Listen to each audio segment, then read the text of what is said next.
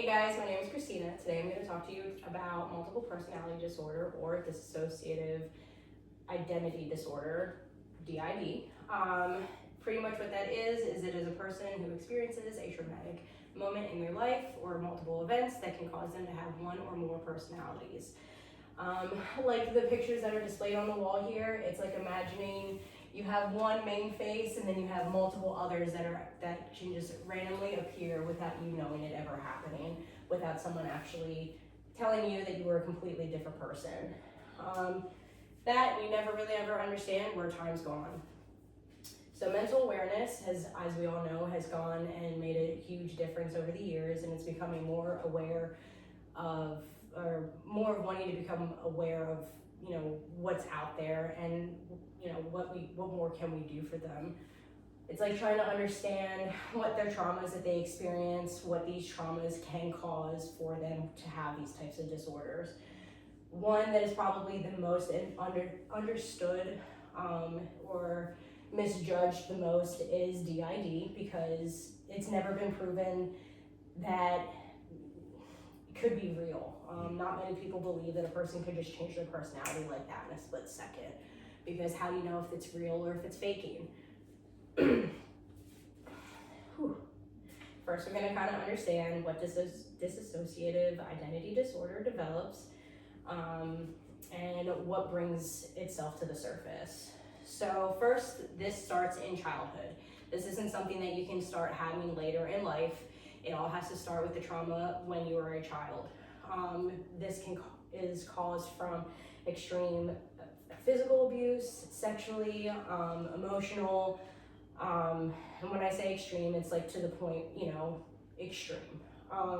It can even be caused from social isolation, being very neglected by your caregivers at home, just being abandoned in general from them. It can also be caused from natural disasters or war. You got to think of it, especially with how our day is today. There's a lot of children out there that are in unavoidable situations where they are considered the children of war. This can take away their safety and their stable life of living. Can even take away their support system, meaning their family, parents, stuff like that. They can also cause towards their trauma of going towards DID. This can be caused by a small percentage, but it can still affect a child in their progression of learning how to be, of just socializing in life. Because when they're a kid, that age, that time frame of their age is when they're trying to learn how to be a part of the community, how to socialize, how to become an adult, how to just be a person. So how does DID affect the brain and a person's identity? DID is a survival response. When a child is experiencing something extremely traumatic, instead of just disassociating with the moment and kind of just, they're present, but they're just dissociated. You guys understand what that means. You just kind of blank space, you just space out. But instead, for these moments, for these traumas, it can cause a new personality to come out to protect them, to where they no longer experience the pain. They don't have the memory of it. They're not going through anything that's happening to them. They pretty much black out, and a personality comes through without without anybody realizing that they're no longer actually there, that this is just a totally different person. So like, you have one girl and she's got multiple masks. A mask comes through and nobody even knows what's happening. This is where memory gaps definitely start happening. There can be a personality for different traumas, for protecting what they consider their host. What they'll do is, some can be formed to protect them from the sexual abuse. So they're the ones that just kind of take all of the hits, all of anything that could be happening to them. There could be one that's more protective. They're angrier, they're more, they want to stand up for that person, for their host. They want to make sure that they're not getting hit anymore. There's one that can even just be in an emotional support that's there for them when they don't want them to experience listening to parents fighting in general. They just take those memories from that child that's causing them to turn into where they just need a blanket to protect them from these traumas. This is all falls underneath of what is called the DSM-5 criteria of what they consider to have multiple personality disorder. There has been proven research where they do actually do the hookups on the brain for people that have DID, and it'll show activity of when a personality comes to the light.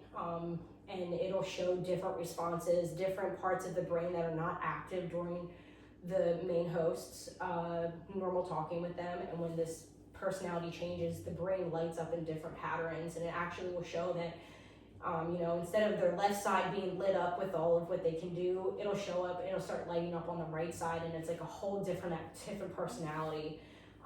This can change, how they talk. It can even change their age. They could be younger, they could be older. Can even, when with them talking, it could be just an accent, even speaking a different language.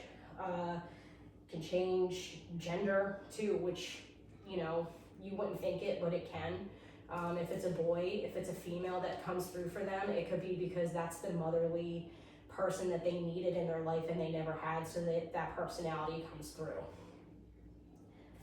Can it be cured?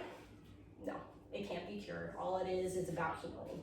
It is a long-term process. It's pretty much forever for them for healing. And what it is that they need is someone that's going to be stable in their life and keep making sure that they know that they are safe with that person. It's all about building trust, understanding who they are, respecting who they are, including any identity or all identities that they have. So that way they can build that trust to start becoming who they mainly are as a person. That's it. I can't stop stalling.